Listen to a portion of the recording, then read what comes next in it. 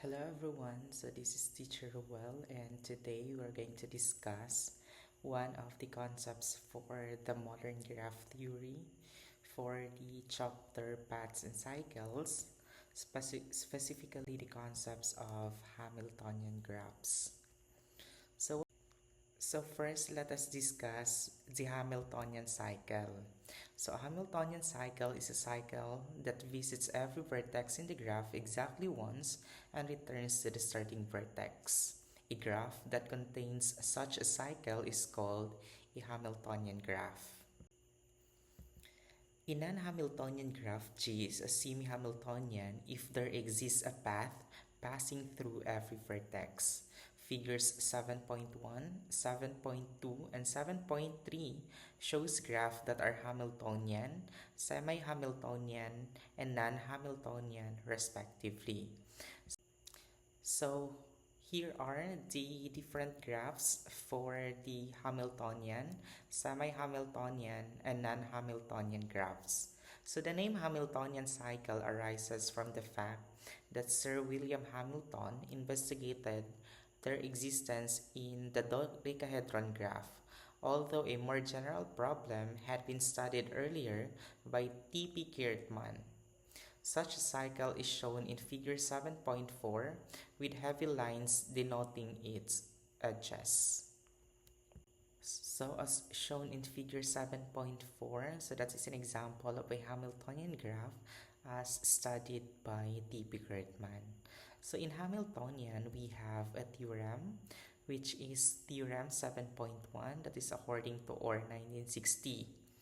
So it's stated that if G is a simple graph with n is greater than or equal to 3 vertices, and if the degree of V plus the degree of W is greater than or equal to n for each pair of non-adjacent vertices V and W, then G is Hamiltonian.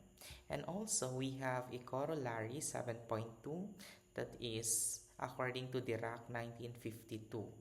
So according to this corollary, it's stated that if G is a simple graph with n is greater than or equal to 3 vertices, and if the degree of V is greater than or equal to n over 2 for each vertex V, then G is also Hamiltonian. So this theorem and corollary serves as a foundation in determining whether the graph is an example of a Hamiltonian graph or Hamiltonian cycle.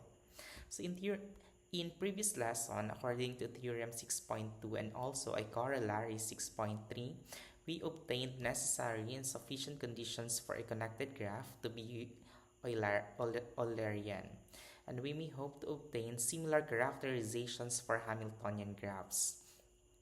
As it happens, the findings of such a characterization is one of the major unsolved problems of graph theory. In fact, little is known in general about Hamiltonian graphs.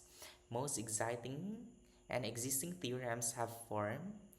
If G has enough edges, then G is a Hamiltonian. Probably the most celebrated of these is due to G. E. Dirac and known as Dirac's theorem. We deduce it from the following more general results of Orr theorem. So to prove the theorem 7.1 of Orr 1960, which stated that if G is a simple graph with n is greater than or equal to 3 vertices, and if the degree of V plus the degree of W is greater than or equal to n for each pair of non-adjacent vertices V and W, then G is a Hamiltonian graph. We are going to prove this theorem using the proof of contradiction. So first, we assume that the theorem is false and derive a contradiction.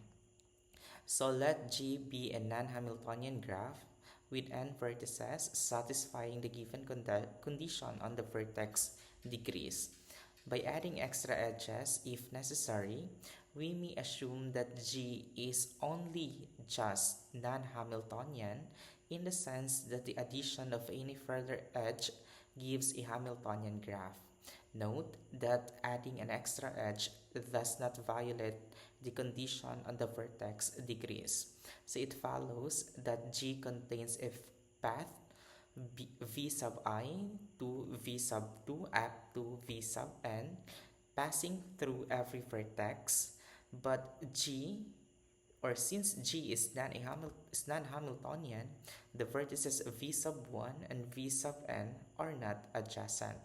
So the degree of v sub 1 plus the degree of v sub n is greater than or equal to n.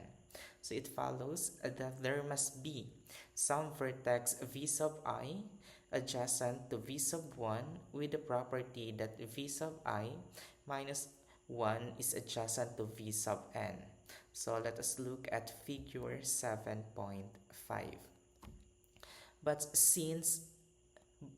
this gives us the required contradiction, since v sub 1 to v sub 2, or the path of v sub 1 to v sub 2 up to v sub I minus 1, v sub n to v sub n minus 1, up to v sub I plus 1, to v sub I, up to v sub 1 again, is then a Hamiltonian cycle. So this time, let us have a simple exercise of the concept of Hamiltonian graph. So let us show that the Groch graph in figure below is a Hamiltonian. So to show the solution for this exercise or problem, and to show that the graph is Hamiltonian, we need to find a cycle that visits every vertex exactly once and returns to the starting vertex. So we have here the figure. Let us first label each vertex. So we have vertex 1, vertex 2, vertex 3, 4, 5, 6, 7, 8, 9, 10, and 11. So we have a total of 11 vertices in this graph. And now let us determine the path that visits every vertex exactly once and return to the starting vertex, so that we can prove this one as an example of Hamiltonian graph.